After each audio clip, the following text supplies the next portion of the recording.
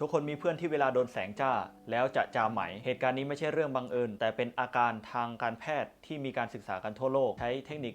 filtral pressure technique หรือว่าการเอานิ้วแล้วก็กดลงไปที่จมูกของเราจะช่วยลดการจามเมื่อโดนแสงจ้าได้โดยเป็นการทดลองจากผู้ทดลองทั้งหมด8คนและได้ผลใน2คนโดยผู้วิจัยได้อธิบายกลไกว่าการทำนิ้วแบบนี้เป็นการหลอกเส้นประสาทเราแทนที่เส้นประสาทเมื่อโดนแสงและจะทำให้เกิดอาการจามแต่เราจะไปกระตุ้นเส้นประสาทที่โดนกดทับแทน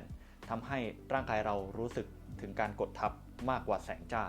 ทำให้ไม่เกิดอาการจามนั่นเองเพื่อนๆมีความคิดเห็นยังไงฝากคอมเมนต์ไว้ที่ข้างล่างเลยนะครับฝากกดไลค์กดติดตามกดหัวใจเป็นกำลังใจให้ด้วยนะครับขอบคุณครับ